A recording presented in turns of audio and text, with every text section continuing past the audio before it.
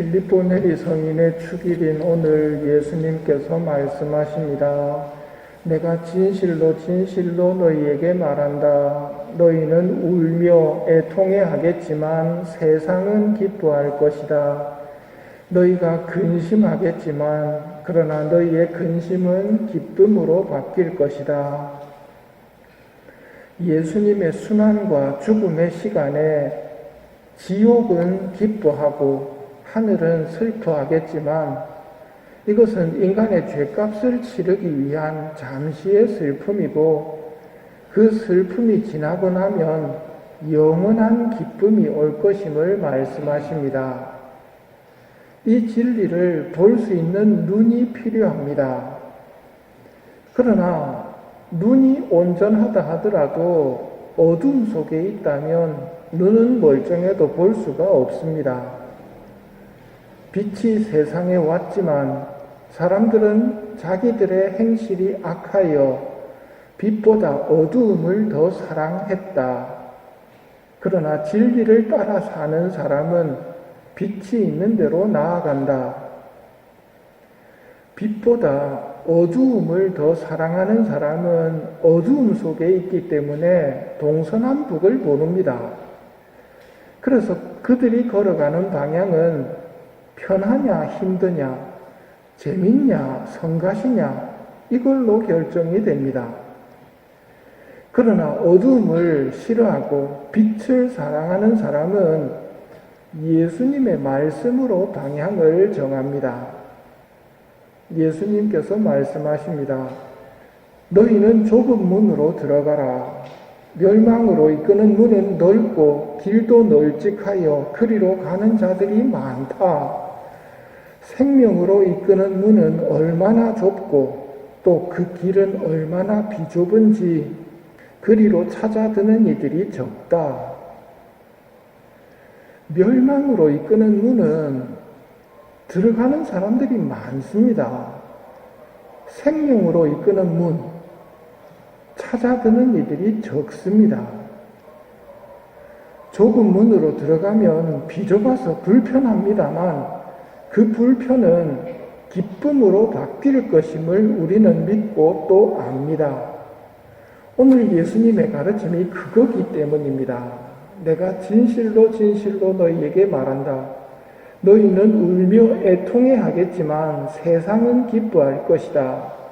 너희가 근심하겠지만 그러나 너희의 근심은 기쁨으로 바뀔 것이다. 이 세상과 저 세상의 관계, 잠시 후 지나갈 이 세상과 영원히 지나가지 않는 저 세상과의 관계는 180도 역전입니다. 누구든지 나 때문에 또 복음 때문에 집이나 형제나 자매, 어머니나 아버지, 자녀나 토지를 버린 사람은 현세에서 박해도 받겠지만 집과 형제와 자매와 어머니와 자녀와 토지를 100배나 받을 것이고 내세에서는 영원한 생명을 받을 것이다. 그런데 첫째가 꼴찌되고 꼴찌가 첫째 되는 이들이 많을 것이다. 이 세상과 저 세상과의 관계입니다. 첫째가 꼴찌되고 꼴찌가 첫째 되는 이들이 많을 것이다. 예수님의 부활로서 예수님의 가르침이 참되다는 것이 입증되었습니다. 그래서 우리에게 큰 아픔이었던 죽음의 의미도 달라졌습니다. 나는 너희가 있을 곳을 마련하러 간다. 만일 거기에 있을 곳이 없다면 내가 이렇게 말하겠느냐. 가서 너희가 있을 곳을 마련하면 다시 와서 너희를 데려다가 내가 있는 곳에 같이 있게 하겠다. 이처럼 예수님께서는 과거 안 좋은 것들에도 큰 가치가 있음을 알려주셨습니다. 고통이고 나쁘다고 여겨졌던 십자가에도 커다란 영적 가치가 있음을 알려주신 것입니다. 그래서 제자들에게 말씀하십니다. 예수님의 죽음을 보며 너희는 울며 애통해 하겠지만 세상은 기뻐할 것이다. 너희가 근심하겠지만 그러나 너희의 근심은 기쁨으로 바뀔 것이다. 이런 가치들을 깨닫는 데는 은총이 필요합니다. 어떻게 하면 은총을 받을 수 있을까요? 필립보 네리 성인도 이걸 깨닫기 위해 노력하셨습니다. 로마에 머물면서 몇 년 동안 밤이면 밤마다 카타콤바를 찾아가서 기도하시고 낮에는 애덕을 실천하고 복음을 전하며 머리로만 아는 신학 공부가 되지 않도록 은총을 청했습니다. 성인께서 나중에 이런 말씀을 하십니다. 살아서 지옥에 내려가 보지 못한 사람은 죽은 후에 지옥에 가는 큰 위험에 처하게 됩니다. 카타콤바에서 기도하며 깨달은 진리였을 것입니다. 지나가는 세상과 지나가지 않는 세상, 여기에 대해서 많이 묵상하셨을 겁니다. 그래서 하시는 말씀이 이겁니다. 살아서 지옥에 내려가 보지 못한 사람은 죽은 후에 지옥에 가는 큰 위험에 처하게 됩니다. 넓고 편한 길을 가는 사람은 죽은 후에 지옥에 가는 큰 위험에 처하게 됩니다.